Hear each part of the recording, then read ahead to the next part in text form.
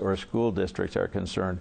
That's worth hundreds of millions and if not billions of dollars to the people that are paying through property taxes. So when we're asking them to pull their belts in, we're doing the same thing. Okay. Senator Alesi, you will be the first to answer this question about the credit crunch. My name is Christopher Thomas. I am a home flipper. I buy houses, fix them up, and resell them. Over the past year, it's been increasingly hard to get people financed, and I'm very concerned. I would like to know how either one of you can help my clients get financed or make sure that they can still get financed even with the economic crisis that's going on right now. I think the most important thing we have to realize is that we are in a market society to a large extent, but we do regulate those organizations like banks and mortgage companies that make that money available for purchases. One of the things that the Senate did just recently was to create a program to protect those people who face foreclosure. It will require those lending agencies that might have overloaned or loaned in excess to give the homeowners more than 400 days of notice before a foreclosure. And at the same time, I think we have to recognize that if we're all being asked to bail out this whole system, that we should recognize that those people who were players in this should be punished to the full extent when they're found out. Okay, and your answer? I think we have to do a number of things. First, realize how we got into this mess in the first place, and that is, first, within our state, we've had an unbridled amount of spending for a long period of time, but also we've a little bit looked the other way when it came time to thoroughly regulate the banking industry. In fact, in 2002, there was some banking regulations that were passed, but even then, Jim Alesi and his colleagues in the Senate voted after the bill was passed to even water down those provisions so that way the predatory lending provisions were actually weakened. I think we have to strengthen those provisions to make sure that the lending and integrity is correct. And at the same time, we also have to make sure that we're not allowing companies operating within the state of New York to get over-leveraged.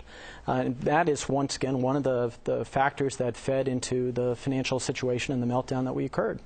Okay, I'm not really sure if I heard an answer to his question in your answers. He's asking how you can help people get a mortgage today suffering from the credit crunch. Can you talk about that and also talk a little bit about the municipal bond market where municipalities may be paying much higher interest rates to do things like fix roads and other infrastructure projects, that sort of thing. What can the state do, if anything, to help municipalities deal with the credit crunch? We have two questions, so I'm trying to answer them as quickly as possible.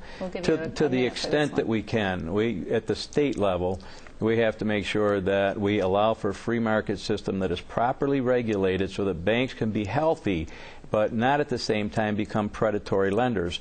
And in fact, it's amazing to me when I found out that some of the home improvement companies in the state were engaging in some subprime mortgages to people that couldn't possibly make their payments. I was one of the leaders to end that practice, and that should be known. As far as our bond rating is concerned, here it's very simple. We spend way too much in New York State. We're going to have to rein that in to increase our bond rating so that the cost of providing capital goods and services will be much lower. Okay, thank you. Mr. Nachbar. Unfortunately, this is a little bit of newfound religion that we've just heard. The fact of the matter is that we can talk about regulations maybe that were just looked at within the last year or so, and perhaps bills that were never enacted into law. But the fact of the matter is that we had a period of time that went by where this whole area was not really examined all that closely, and as a result, I think the industry got a little reckless. But what I do think we need to do is to make sure that people can get loans is to preserve the integrity of the system. And that is to make sure that people who are qualified for loans have got not only credit markets that are available, they're operating smoothly, but also that can keep on replenishing that supply of money. And that happens through our banking system. And we have to make sure that the banking system and an ongoing check is functioning properly. And that's something that we can look at within the state. Now, as far as our overall debt load, once again, it's another great example of spending well beyond our means. The fact of the matter is we've taken on a lot of debt, and we service that debt at an enormous cost. Okay, thank you, Mr. Nachbar. Our next question is about taxes, and Mr. Nachbar will be the first to answer. My name is Michael Van Arsdale, and I'd like to know how you can control and reduce the number of unfunded state mandates that make up the vast majority of our state property taxes. I think that's a great question. The fact of the matter is we just have to have the courage to say no, and have the legislative and political courage to say no to special interests. The fact of the matter is that a lot of these mandates that have come down are actually worthy proposals. However, when the state says that the municipalities, when the counties need to do something and they don't provide the money to back up what they say that they need to do, it puts the burden on the county to come up with the money. That's not fair. That's got to stop. And what I favor is a very strict way of looking at the rules of the road within the Senate and within the Assembly to be able to say, if we're going to pass a mandate, we're going to fully fund it, and we're going to find a way to pay for it. And if we can't do that, we're not going to do it. Okay, and your response, Senator Alesi. I think the rhetoric is a wonderful thing. It piques one's interest, but let's face it, you need action and you need performance and you need to be able to stand on a platform. The truth of the matter is the Senate passed a mandate relief package during this last section, prohibiting completely the imposition of unfunded mandates on our school districts and on our local governments. The net result of that, if the Assembly would pass that same bill, the Democrat-controlled Assembly, which refuses to deal with that, then if it would pass, the governor would sign that bill because it was the governor's bill, our Democrat governor, David Patterson, who led the way with that mandate relief package that the Senate passed. If we could get partnership on that, we would relieve those property taxpayers of the onerous burden of increased property taxes, and we would slow dramatically the cost of home ownership in New York State.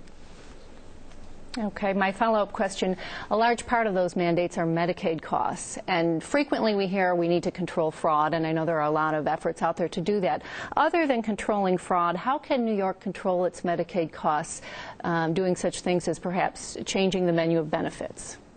A number of different things. First, I just want to respond to something that Jim just said, which is the Senate passing a bill. This is another great example of the Senate passes an action which is not chaptered into law. It wasn't advanced into the Assembly, and there's a difference. We all know that in order for a bill to become a law, it has to be passed by the Senate and the Assembly. There was no leadership taken by the Senate to advance that bill forward. It died in the Senate. It was never designed to go any further than that. But when it comes down to Medicaid, which is a significant mandate, we have to look at things like inpatient versus outpatient procedures. The fact of the matter is, New York has a greater share of inpatient procedures than any other state, and at an enormous cost. And simply by shifting a lot of those types of procedures, medically accepted procedures, from inpatient to outpatient, we can save almost $1 billion right there alone. Okay. Senator Alesi. We've come to a point where in New York State we recognize that we offer a broad array of services under Medicaid. Medicaid is a federally mandated program, but we do allow for expansion of what's available.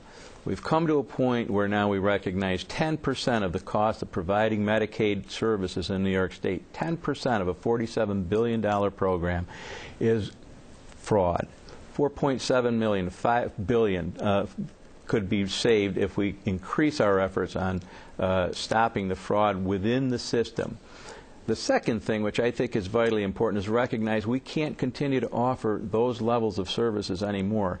My proposal is to establish a new tier of available services that are far more basic, so that we'd have people coming into the system would get that second tier of services while those are still protected in current situations. Thank you, Senator.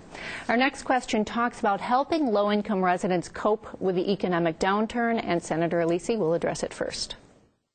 I'm Shantara Randall. I realize in the presidential campaign and other campaigns that the focus has been mainly on the working class, the middle class, and I was just wondering what is going to be done about the poverty within inner cities and urban areas.